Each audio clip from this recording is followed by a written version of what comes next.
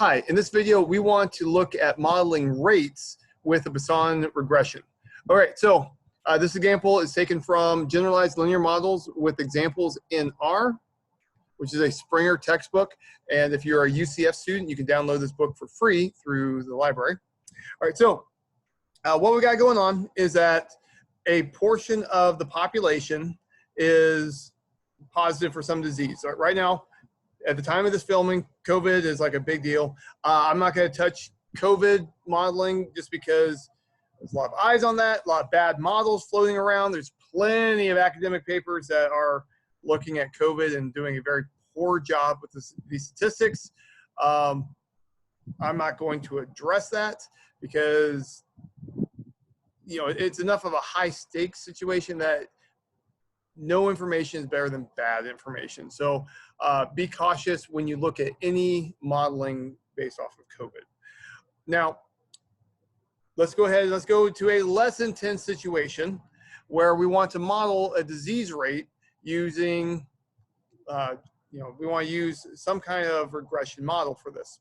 All right, so what we could do, we could say that, all right, we've got this population.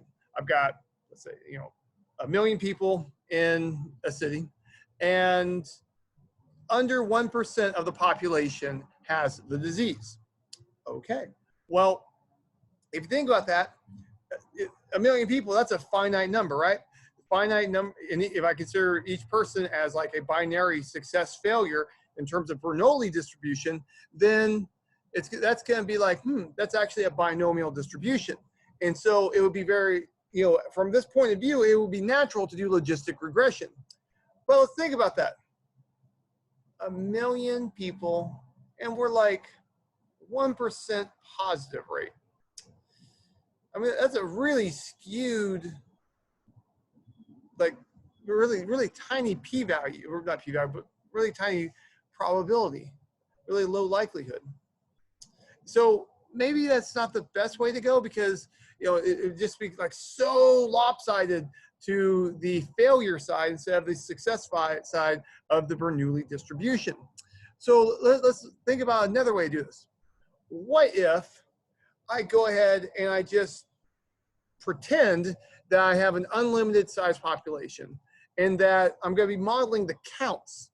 And then that if I'm doing counts and I'm taking the point of view that it's practically unlimited for the potential number of positive cases, then that's a counting distribution. And that would maybe possibly be Poisson distribution. That would work, right? Okay, so this kind of gives us an idea that Poisson regression would be a good choice. Now, something about this. If we're going to go this way, we want to have large populations and we want to have small rates to be able to pull this off. If I don't have those two things going together, then I really want to treat this as a logistic regression problem. So my small rate, let's go ahead and just say like around 1%, maybe a little bit less, then Poisson distribution is a good choice. All right, so let's go ahead and start digging in. Let's get some data. Let's look at some lung cancer data. So Danish LC from the GLM's data package is looking at positive lung cancer rates. Okay, so now, remember, we're doing Poisson regression. That means I have to have counts or something that looks like counts. I said we're doing rates, right? Okay, so if I'm going to be doing this, and I've got, let's say, multiple cities involved.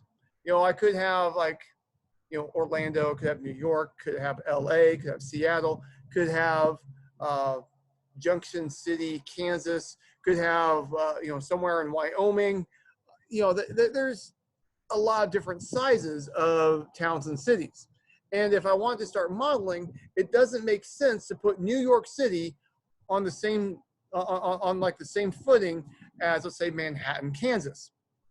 All right, they're just so different, they're such different sizes that it wouldn't even make sense because Manhattan, Kansas is so much smaller in population than Manhattan in New York City.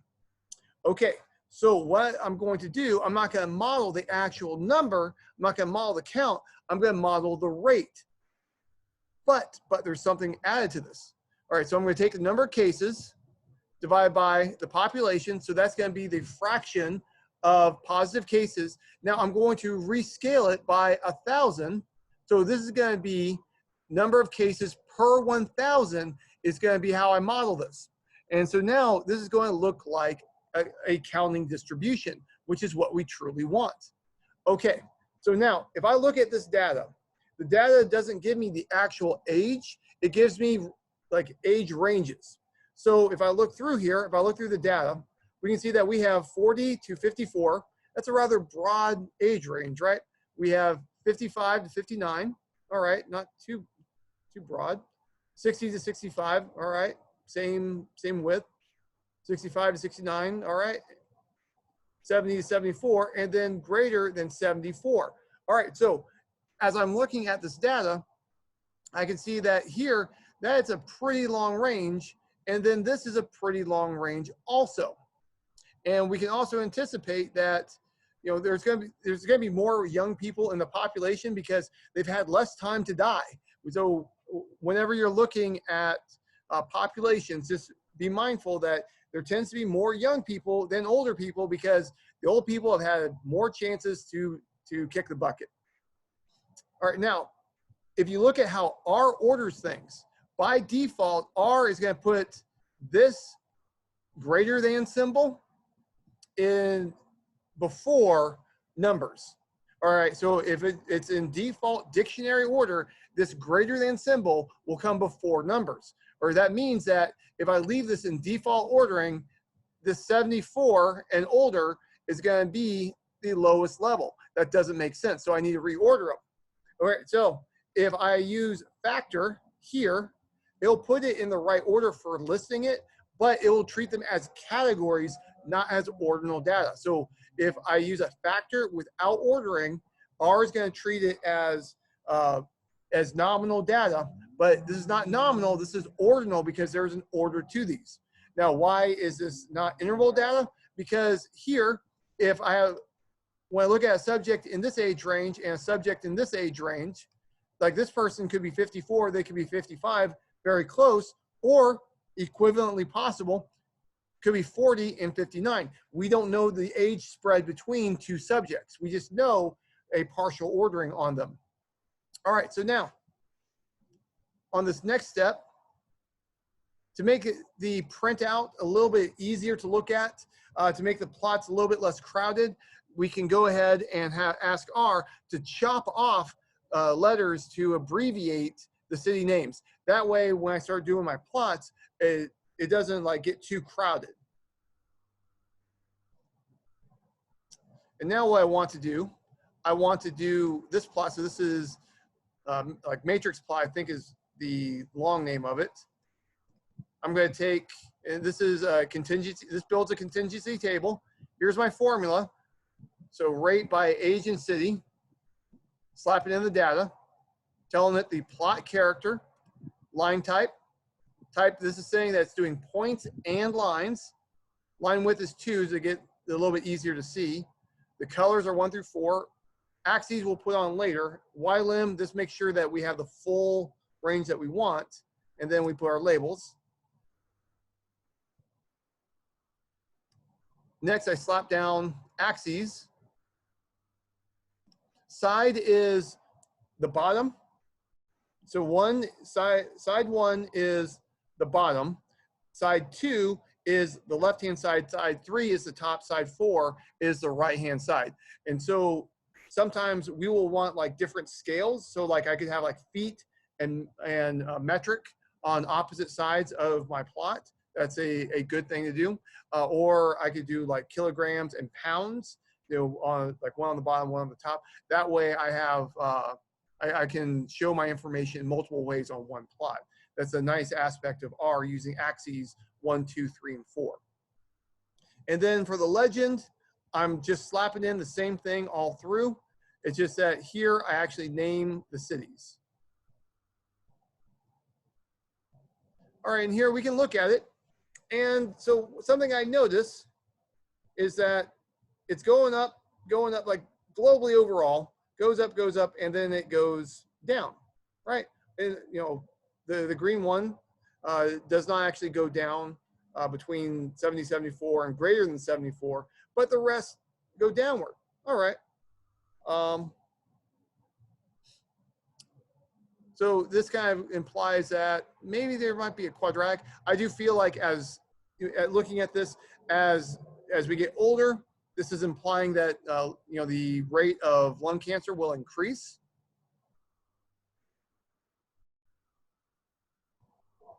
All right, so now I want to build some models, and I'm going to be doing several Poisson regression. All right, so this is where I really start deviating from the textbook's version of the code. All right, I put everything inside a list. Why do I do this? Well, because I program professionally, and I can tell you, you need to keep your workspace neat, tidy, and organized for you to be able to pull off some of the more complicated things. Your projects can get overwhelming very quickly if you don't keep your workspace like neat and tidy. So what I do to help me out on this, if I have a bunch of similar structure objects, I'll put them into like a list, and then that way, if I need to repeat an operation on all of them, I have it in one nice, neat package to iterate over. All right, so here I'm making list underscore GLM. So my convention for R, a lot of times I'll put the format that's stored in, whether that's like a matrix or a vector or a list, and then I put like something that indicates what's inside that list. And how do I initiate this? I just say, hey, that's a list. That's all I do. All right, so now I want to build a model using Poisson regression. I'm using the default link function. The default function is the log for this. I want city and age to have an interaction term and have linear terms. And I want to put an offset for the, for each of them, or each of the log of the populations. So to help adjust for what's going on, because the population impacts what's up. All right, so and I'm going to call this city age because I have city and age as the predictor variables. Now, on this next model, I'm going to go just off of age. I'm not going to consider city at all. All right, and then I'm going to store this in my list as the age model. All right, now I'm thinking about this. You know what? Isn't age numeric? All right, so let's say, let's think for a moment. How is this going to work out? If I've got age in there, so I've got 1, 2, 3, 4, 5, 6 age levels. All right, so 6 minus 1 is 5. What this is going to do, if I put this into a generalized linear model, this is going to make 6 minus 1, 5 dummy variables, binary vectors. And I'm thinking, I mean, that's a lot. I go for, if it was numeric, I would have 1 vector. If I have less information off of these, I get 5 vectors. I mean, does that really seem like the right way to go? I don't like it. Okay, so a good rule of thumb in real life modeling, the more predictor variables you have, the more prone to overfitting you are. Just always remember that as you build your models. The more predictor variables I have, the more prone to overfitting I am. Okay, and you can also get into issues like variance, inflation factor, and stuff like that. So collinearity will always be a bigger issue the more predictor variables we have. So I'm really not feeling the love off of this. So I would like to find an alternative. And at this point in my modeling process, I'm just exploring. I'm just kind of feeling it out. So what I want to do, I'm going to replace each of these levels with a numeric value inside the range. Oh, I overshot. All right, so see, I've got 40, 55, 60, 65, 70, 75. Okay, well, if I look up here, I'm taking the youngest age from each of these ranges. Now, if I was to convert each of these to a numeric value, some reasonable choices would be the minimum, the midpoint, or the maximum. All right, here, off of the data we have, it does, like, we can't do maximum. Okay. And midpoint definitely would be reasonable for all of these. I would actually prefer the midpoint, by the way. Or we could go with the minimum also. All right, so why would the minimum be a good choice? And this is what the author of the textbook picked. Well, the minimum, first and foremost, I know what the minimum on that one is. So I don't know what the midpoint is. I don't know what the maximum of the population is either. Also, realistically, you know, when I'm talking about age, when we're talking about age, if I'm just looking at an entire population and not subsampling the population, there's going to be more younger people than older people. Why? Because older people have had more opportunity to die. Okay, so I anticipate that if I actually had the real data, that the most common age in here would be 40 or early 40s. I would anticipate in here, the most common age would be 55 or 56, something like that. Here I would anticipate 60 or 61, 62. So you could see that the mode of each of these subgroups is probably going to be the youngest value. If not the youngest, then the second youngest value. So then if that's the mode, then would that be a reasonable representation? Yeah, that's not a bad choice. All right, so what I'm going to do, I'm going to replace each of those age ranges with the minimum age in the range. And now I'm going to build a model. So I'm going to do here, I've got age as a numeric predictor variable. And remember, there's kind of like a curve downward when we get to the far right. If I look here, it looks like overall, when I consider all 4 cities, it goes up, and then it goes down. So possibly a quadratic model will be a good choice for this. So let's go ahead and let's use a degree 2 polynomial in here. And when I do this, I'm going to call this age numeric 2. 2 because it's the second one with age numeric, and it's quadratic, degree 2. So it's a reasonable way to go. All right, so now, what I want to do, I want to do some kind of hypothesis testing to see, do I have good models? Which one's the best? I want to get some kind of information off of this. All right, so naturally, I would want to do ANOVA.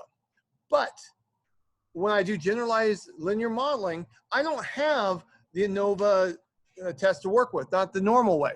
ANOVA, if you think about it, remember, the F-test tests the ratio of variances. Well, I don't have like the same like variance structure. I don't have the same sum of squares structure as I have with regular multiple linear regression.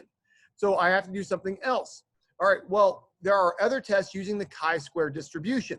In R, what you do, if I want to use a chi-square distribution, I do ANOVA, but I put test as chi-squared. So here I'm saying don't actually do ANOVA, do a chi-squared test off of this. And you know, it'll run it. Now, remember, I've got all my models in a list. So I've got this list contains 4 different models. Potentially, I could keep on building model after model after model and keep them all in a list. What I want to do, I want to, in a very efficient manner, run this chi-square test on all 4 of them very quickly without having to repeat my code over and over and over. All right, so what I'm going to do, I'm going to use the lapply function. What this is going to do, this is going to apply this function to everything. So it's going to take this function, it's going to apply this function to each individual element of this list. And then it's going to spit it out as a list. So the L, this is saying I want you to return the output in a list format. I want you to apply this function to each element in this list. That's how lapply works. Now, if I did sapply is simplified apply. Sapply, what R will do, it'll try to simplify the output. It will be very similar, but if it can, it'll give you a simpler output. If I do vapply, it will try to return everything as a vector if it can. But a lot of professional programmers feel like lapply is the best choice. I usually use lapply or sapply, one of the two, depending on the structure of the output. I almost never use vapply. All right, so here, this is our first model where we have city and age interaction. So I've got city, I've got age, and then I've got the interaction term. So we can see that interaction isn't really adding a whole lot. It's close to being statistically significant, but I'm really not feeling a whole lot of love, especially when you consider that city's not coming in very strong. And it's using deviance instead of a sum of squares, like regression, sum of squares total, sum of squares error, to measure this. Now, if we look at the model that's using age, all right, that's definitely statistically significant. Oh, and something about this, you see that how it says terms add sequentially? All right, so what this is doing, if I add city to the constant model, so here so think of it like this. I take the model with just the y-intercept, and then I take the model with y-intercept and city in it. Is, statistically speaking, is that an improvement? Here, this is not an improvement. All right, now, this is asking if I take the model with the intercept and city and I add age, is it an improvement? Yes, it's an improvement. If I take the model with intercept, city, age, and I add the interaction term, is it an improvement? Yeah, it's kind of weak, but there's something going on there. All right, so here, this is asking if I take the intercept model and intercept plus age, is the model with age better? Statistically speaking, yes, it is. Now here, I consider intercept model versus intercept and numeric age. Is numeric age an improvement over the intercept model? Statistically, yes, it is. And then here, this is taking the polynomial, so I'm going from intercept to quadratic directly. Is that an improvement? Yes, it is. All right, so now, at this point, I'm really not feeling it for the first model. I don't think city is that important of a predictor. But let's keep on going. Let's keep on working through. Let's see what we get. Let's go ahead. So notice that I have different model structures. And because of this, I can't compare models directly. Now, I can compare the ones that have, so I can compare the two age numeric models because this one predictor here is included in here. So I could compare these two models, but I can't compare it to the other two. Up here, I've got age, and age is inside here. So I can compare these two models. If I wanted to, I could run ANOVA, but it's like the two evaluations are separate from each other. I want to be able to look at all four models at the same time. All right, well, how do I do that? I'm going to use AIC's information criterion. Okay, so remember, when I use AIC, small is good. All right, so once again, I'm using lapply, so I want list format for the output, apply AIC function to everything in that list. All right, and when it does that, it gives me each of these values. All right, so by this measurement, age numeric quadratic is my best one by this way of measuring. Then the model with age but not city, then the model with city and age, and then age numeric by itself. Okay, so it looks like the difference here tells me that adding that quadratic into there substantially improves the model. All right, but I'm not completely convinced yet. I'm not fully done yet. So I want to have like some good solid fitting. I want to feel confident in my model before I launch it. So let's go ahead and do a goodness of fit test. All right, so goodness of fit. My null hypothesis is that, null is that we have a good model. Alternative is that we do not have a good model. All right, so you have to think of it as equal sign means model that I have equals what's going on. Alternative is that the model is not what's going on. It's kind of a weird stated hypothesis test. All right, so I want to do a goodness of fit test, and I want to use a deviance for this. All right, so to be able to do this in one shot, instead of having to do this over and over and over, I went ahead and I built a custom function. Now, if you've interacted with me for very long and are programming, you know that I hate custom functions for teaching, because custom functions, they disappear the moment the student leaves the class. So I don't like using custom functions. Just use this as an example of how you can build them for yourself. But I find that it's better to try and stick to functions that are contained in packages as much as possible. I just don't know where this function is in a package, so I just built it. Okay, so functions. In R, what you do, if I want to build my own function, I say function, then I say the variables that I want. I open and close curly braces. Now, everything inside here, inside the curly braces, the only thing I've got is what I tell it to and what's in my working area. My work area, it can grab stuff from stuff that's in my workspace already. It's best to formally declare all of your variables when you do stuff.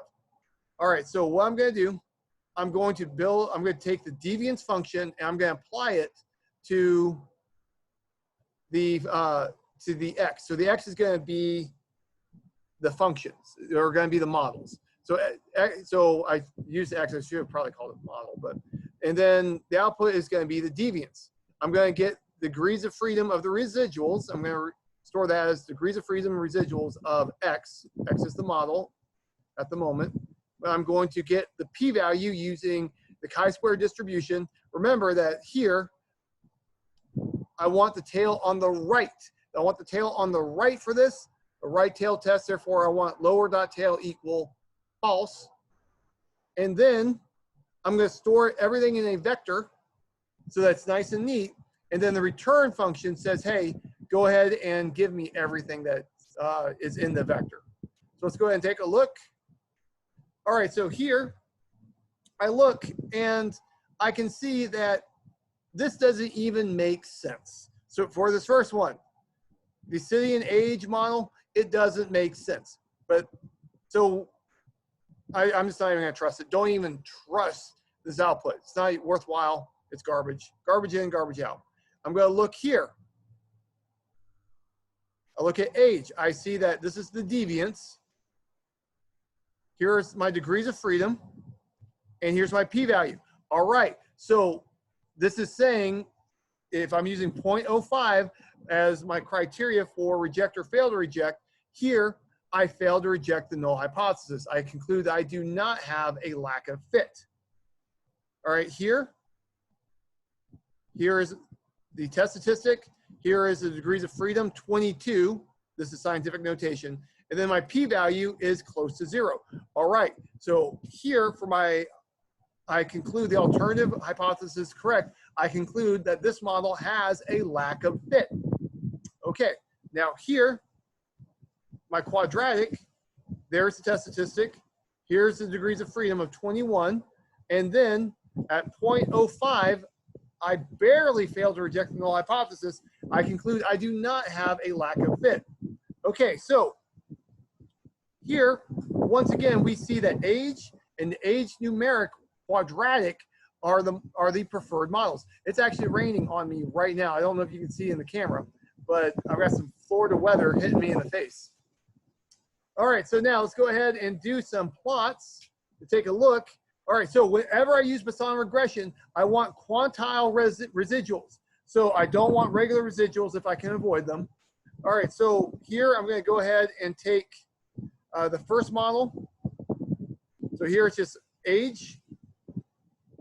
Not the first model, the second model. So here I'm just using age, and we can look at our residuals. I don't see, well, I see kind of a decreasing pattern, but that's not too severe.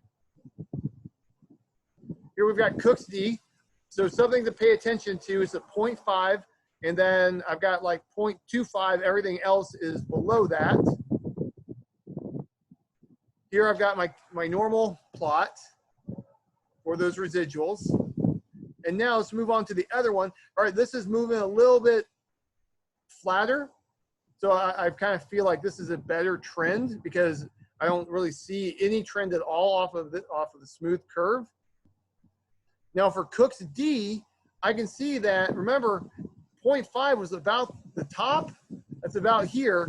So Cook's D is showing that the one with just age as a factor is the better choice.